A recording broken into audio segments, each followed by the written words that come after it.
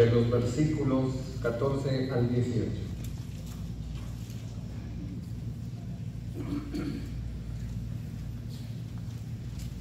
Evangelio según Juan, capítulo 1, versículos del 14 al 18. Dice ahí la palabra de nuestro Dios: y aquel verbo fue hecho carne y habitó entre nosotros, y vimos su gloria, gloria como la del unigénito del Padre, lleno de gracia y de verdad. Juan dio testimonio de él y clamó diciendo: este es aquel quien yo decía, el que viene después de mí, que es antes de mí, porque era primero que yo. Porque de su plenitud tomamos todos gracia sobre gracia, pues la ley por medio de Moisés fue dada, pero la gracia y la verdad vinieron por medio de Jesucristo. A Dios nadie le vio jamás. El unigénito Hijo que está en el seno del Padre le ha dado a conocer. Dios bendiga a su palabra.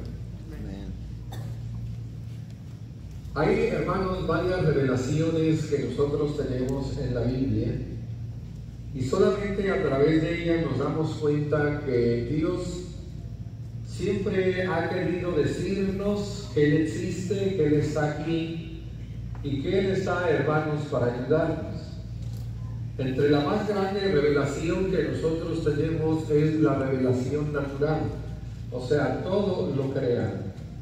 Un astro, una estrella, una planta, el mismo hombre, la mujer, que es creada a imagen y semejanza de Dios, nos dice de la existencia del Creador. Nosotros existimos porque hubo alguien que nos hizo, y ese es Dios. Dios, hermanos, se reveló a través de las cosas hechas. También, hermanos, hay una revelación que se le llama la revelación especial, y es la Biblia. Esta es la revelación que no todos tienen y no todos pueden entender. Solamente un pueblo especial de Dios. En el Antiguo Testamento fue Israel, en el Nuevo Testamento es la iglesia.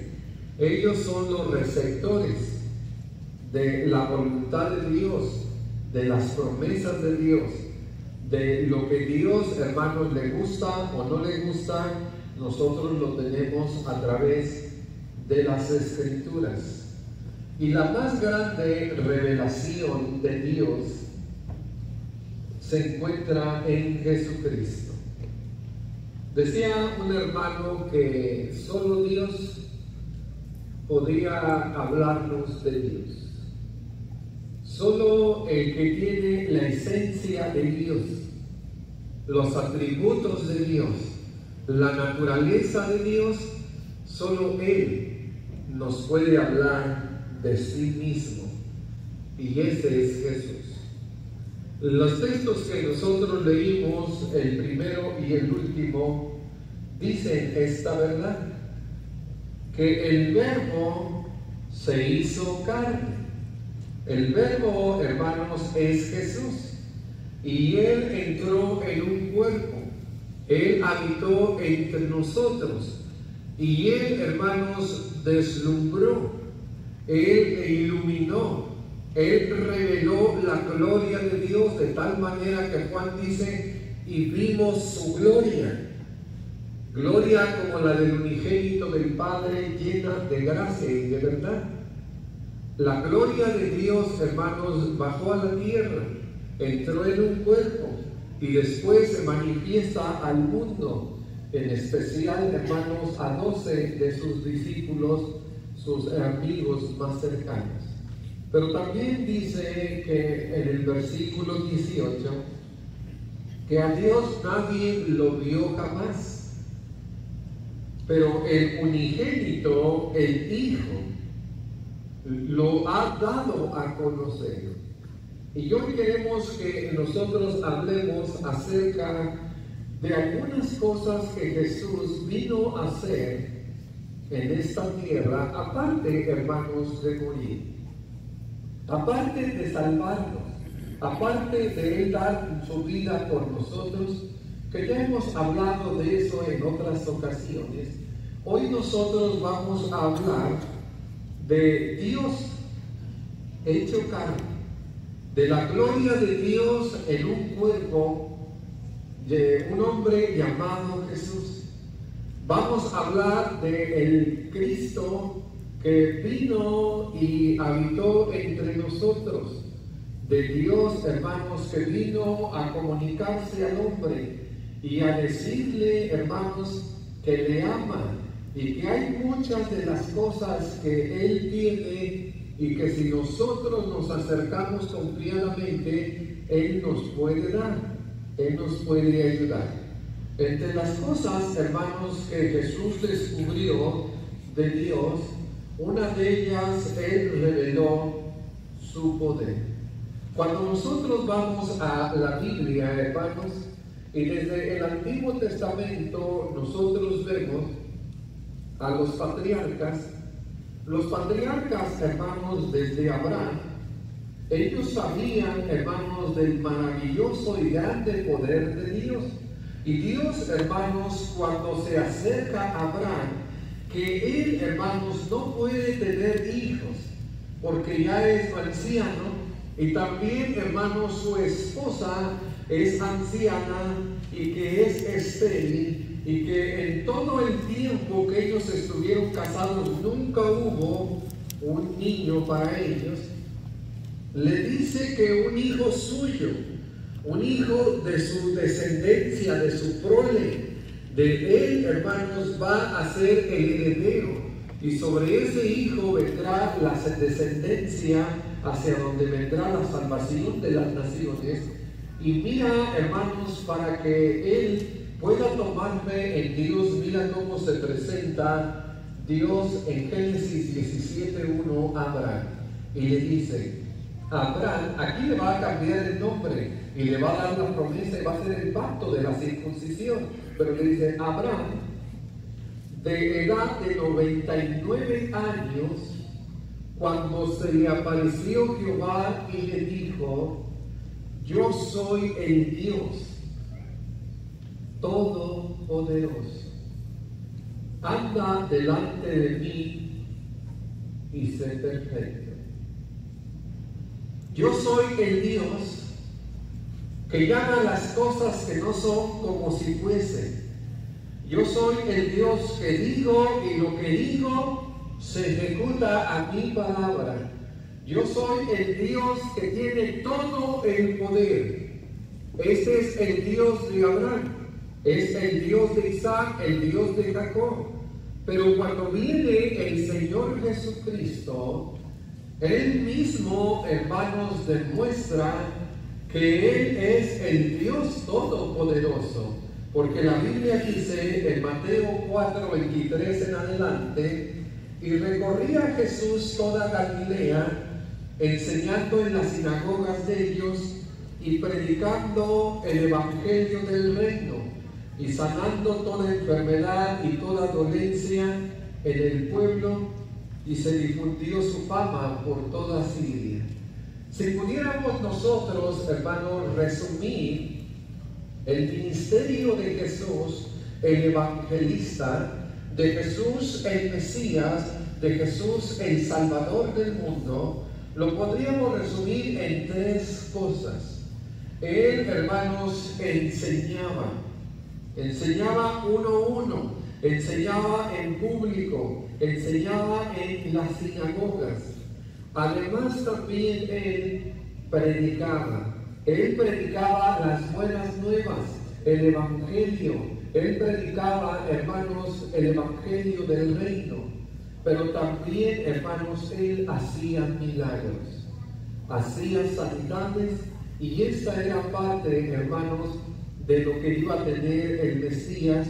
Y cuando viene Jesús, dice, y le trajeron todos los que tenían dolencias, los afligidos por diversas enfermedades y tormentos, los endemoniados, los lunáticos, los paralíticos. ¿Y qué hizo Jesús, hermano?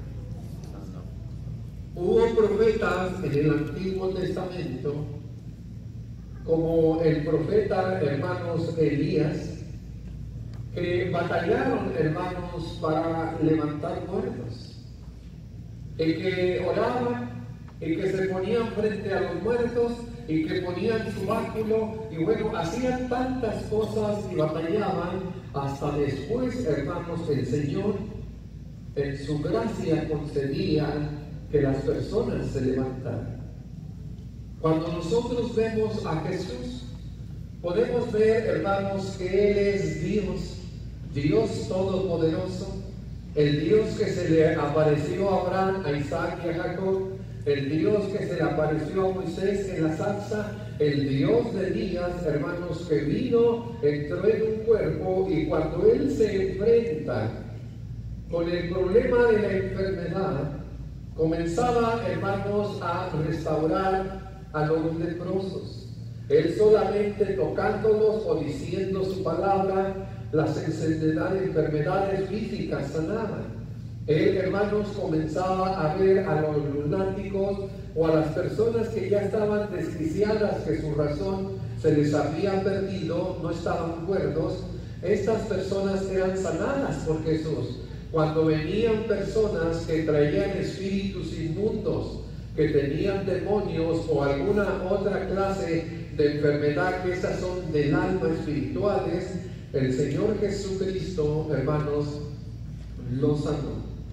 Y enseguida mucha gente de Galilea, de Decápolis, de Jerusalén y de Judea y del otro lado del Jordán, que hacían, lo seguían. Se hizo famoso Jesús, no solamente, hermanos, por lo que enseñaba, por cómo respondía a las preguntas, sino también por lo que predicaba y cómo Él, hermanos, mostró el poder de Dios en esta tierra. Hay muchos escritores, hermanos, a lo largo del Evangelio o a lo largo de la historia de Jesús, que escribieron de Jesús. Y ellos hablan de un hombre que hacía milagros, de un hombre que salía poder de sus labios, de sus manos, que era un hombre que solamente al tocar su túnica sanaba a las personas. Y no puede ser, hermanos, otro más que Dios. Dios que habitó entre nosotros.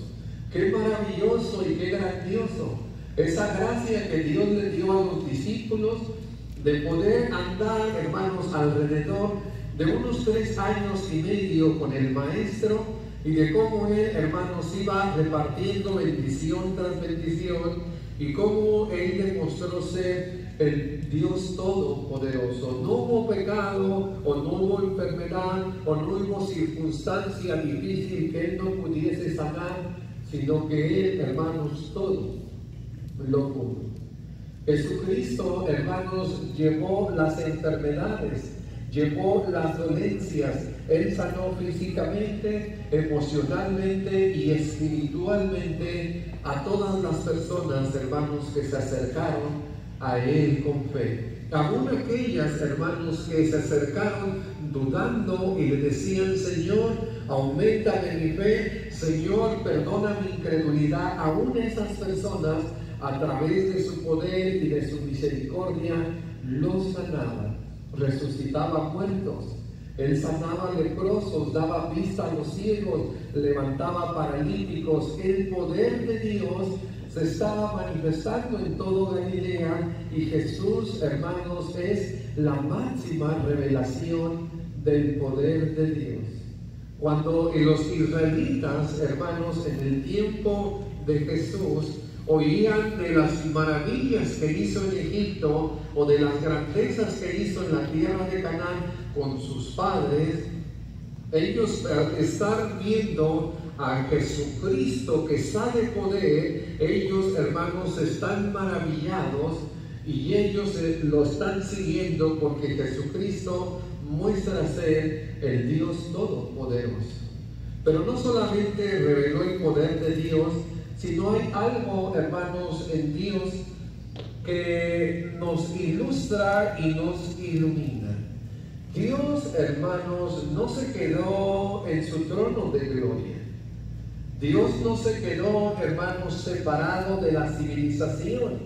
Él entró en un cuerpo y en forma humana, semejante a los hombres, Él descendió, hermanos, y Él revela la santidad de Dios. Jesús es Dios encarnado. En 1 de Timoteo capítulo 3 versículo 16 dice que grande es el misterio de la piedad, Dios revelado en carne. Revelado, hermanos, es Dios en práctica, es Dios visible, es Dios que lo estoy viendo, cómo se comporta, cómo actúa, cómo Él tiene su conducta y baja en la persona de Jesús. En el Antiguo Testamento, Isaías, que el pueblo de Isaías, hermanos, o de Israel, al que le predicó Isaías, desde el capítulo 1 les habla, hermanos, de la condición pecaminosa. En el capítulo 6, Isaías mismo se siente en esa condición pecaminosa, lo purifica el ángel. Y luego, hermanos, esta frase que tenemos en el 48:17 se repite por todo el libro, haciendo la referencia o la separación. Israel, gente pecadora, pueblo cargado de maldad, generación de malignos, capítulo 1. Y en diferencia de eso, se presenta Dios a través del profeta Isaías y dice: así ha dicho Jehová, Redentor tuyo, el Santo de Israel. El nombre, hermanos, que Dios le da a este pueblo desobediente y pecador, dice que Él es el Santo de ellos, yo Jehová tu Dios tuyo, que te enseña provechosamente, que te encamina por el camino que debes de seguir.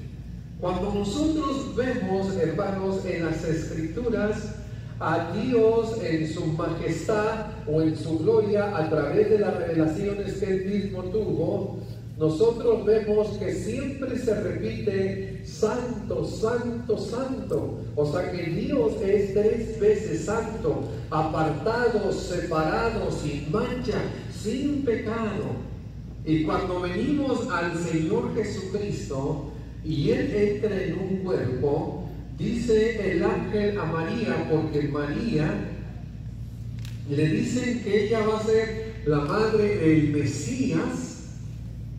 Y dice: ¿cómo puede ser esto? Pues yo no conozco varón. Entonces María dijo: ¿cómo será esto? Pues no conozco varón. Respondiendo el ángel le dijo: el Espíritu Santo vendrá sobre ti y el poder del Altísimo te cubrirá con su sombra, por lo cual el Santo, ahí está, yo soy el Santo de Israel. El Espíritu Santo engendra a el santo ser que nacerá y será llamado Hijo de Dios. Cuando el Señor Jesucristo vino a esta tierra, hermanos, Él es el Santo de Dios.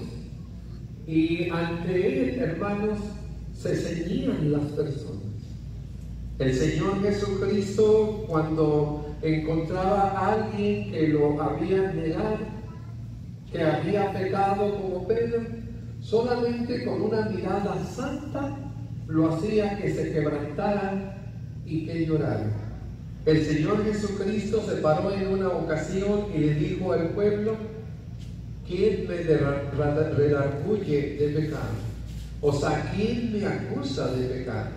Y no hubo nadie, hermanos, que le acusara de pecado. Es más, tanto era, hermanos, la grandeza de Dios en la vida de Jesús, que cuando Él comenzó a echar fuera demonios, y hacer limpiezas, hermanos, en las vidas de las personas, uno de los demonios, hermanos, mira lo que le dice en Marcos 1:24. Pero había en la sinagoga de ellos un hombre con un espíritu inmundo que dio voces diciendo: ah, ¿qué tienes con nosotros, Jesús Nazareno? ¿Has venido para destruirnos? Sé quién eres. ¿Quién es, hermano? Aún los demonios que habían estado con el santo, que habían estado en su gloria y que no se halló lugar para ellos y fueron desechados junto a Luzbel o al diablo, aún ellos, hermanos, saben, como dice Santiago, que los demonios creen en Dios y tiemblan. Los demonios obedecen a Jesús, y los demonios, hermanos, que son seres espirituales, están viendo al ser espiritual, a Dios que está dentro de ese cuerpo llamado Jesús, de ese hombre, y ellos dicen: sé quién eres, el Santo de Dios. Testimonios, hermanos, aún de estos personajes inmundos y sucios que ellos sabían que se habían encontrado o que estaban frente a un ser santo. Jesucristo, hermanos, es un ser que llevó su conducta de la niñez a la juventud, y la inocencia, hermanos, la llevó a la vida adulta, y jamás pecó, llevó una vida perfecta. Y cuando Él, hermanos, está viviendo entre los apóstoles, cuando Él, hermanos, está comiendo, cuando Él está llevando a las fiestas, cuando Él está manifestando su gloria, no hubo ningún pecado en su vida. Este es el Dios, hermanos, que entra en la sociedad. Es el Cristo social. Es el Cristo, hermanos, que entra para salvar a los suyos y demostrarles con hechos cómo se vive una vida santa y pura en medio del mundo lleno de tinieblas y de oscuridad. El poder y la santidad de Dios se manifestaron en Jesucristo, pero también, hermanos, la ira de Dios. Hay ocasiones, hermanos, en la vida de Jesús donde le vamos a llamar se enojó. Y es un enojo santo, es un enojo, hermanos, que viene como producto de un celo, porque se está quebrantando la voluntad de Dios, se están cambiando los mandamientos de Dios, se está desobedeciendo, hermanos, al Padre, y el Hijo, que es Dios entre nosotros, viene, hermanos, y Él expresa su enojo, su ira, y dice la palabra del Señor en Juan capítulo 2, 15 al 17, y haciendo un azote de cuerdas. La Biblia siempre lo ha dicho, hermanos, desde el Antiguo Testamento y todo el Nuevo Testamento, que Dios al que ama azota, y que todo aquel que recibe por hijo lo disciplina. Cuando viene Jesucristo, hermanos, y se encuentra de que ahora ya en el templo no era un lugar de adoración, sino era un mercado, donde ya, hermanos, habían hecho mercadeo y vendimia, y era realmente deshonestidad y ladrones que estaban robando, hermanos, en el templo, en sus atrios. Jesucristo dice, haciendo un azote de cuerdas, echó fuera del templo a todos. No puedes ni siquiera imaginar lo grande que era el templo y todos sus atrios. Y dentro de sus atrios, hermanos, estaban los campistas, estaban las personas que vendían animales, estaban, hermanos, mucha gente. El Señor hace un azote y comienza a echar fuera a los animales y empieza, hermanos, dice, esparció a todos y las ovejas y los bueyes, y esparció las monedas de los campistas y volcó las mesas y dijo a los que vendían palomas: quitad de aquí esto y no hagáis de la casa de mi padre casa de mercado. Entonces se acordaron sus discípulos que está escrito: el celo de tu casa me consume. Si nosotros quisiéramos hablar del celo de Dios, de la ira de Dios, nada más iríamos al Génesis 6 y veríamos, hermanos, cómo se abrieron las cataratas de los cielos y comenzó las fuentes del abismo a quebrantarse y el agua comenzó a brotar de abajo hacia arriba y comenzó a caer de arriba hacia abajo. Y entonces, hermanos, todo quedó anegado en agua. Si nosotros quisiéramos hablar de la ira de Dios, nada más iríamos al Génesis 19 y miramos a Sodoma y Gomorra, dos ciudades que perdieron toda naturaleza, se encendieron en su lascivia, cometieron hechos vergonzosos, pecados contra naturaleza, homosexualismo, y descendió fuego, o Dios envió fuego con azufre y las consumió. Si nosotros quisiéramos hablar, hermanos, de la ira de Dios, nosotros nada más miraríamos a Coré y a sus 200 hombres y la tierra, hermanos, se abría y se los tragó y descendieron vivos al Seol.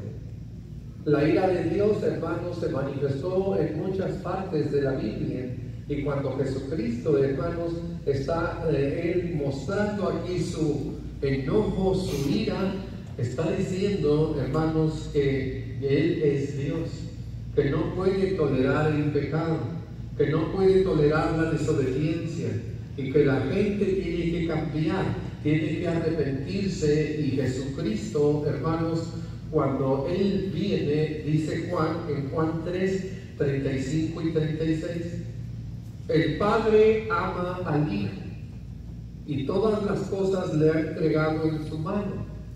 El que cree en el Hijo tiene la vida eterna. El Padre ama al Hijo, el que cree en el Hijo tiene la vida eterna. ¿Pero qué más? Pero el que rehúsa creer en el Hijo no verá la vida, sino que, ¿qué vendrá? La ira de Dios. La ira de Dios vendrá como vino en el diluvio, como vino en Sodoma y Gomorra, como vino en muchos desobedientes del Antiguo y Nuevo Testamento.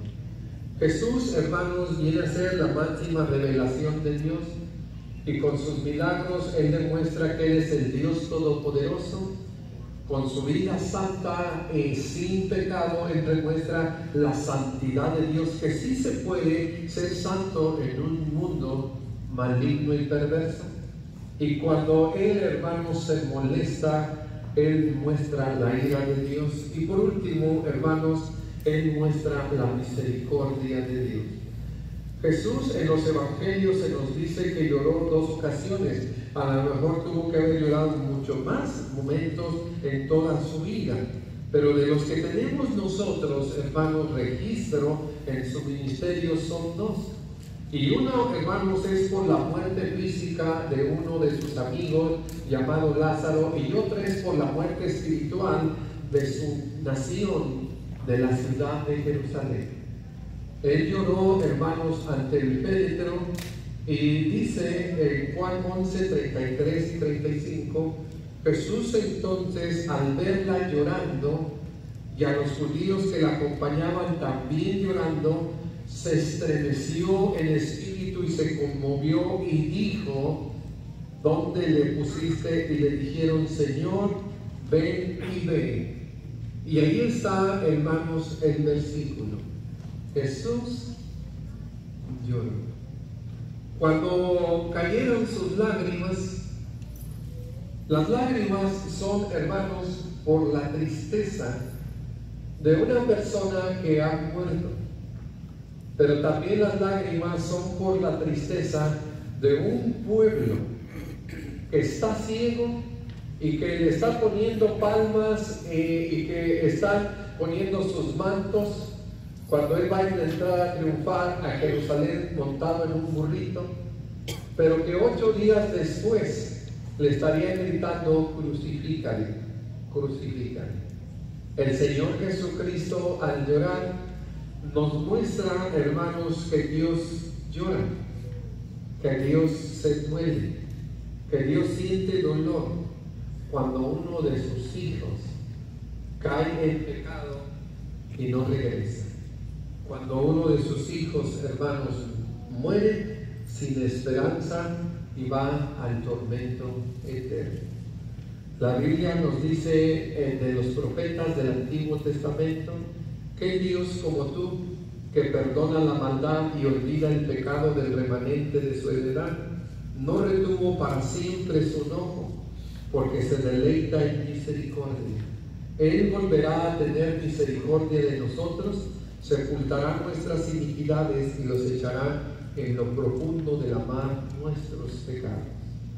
La justicia de Dios dice que pecamos y esa justicia merece un castigo.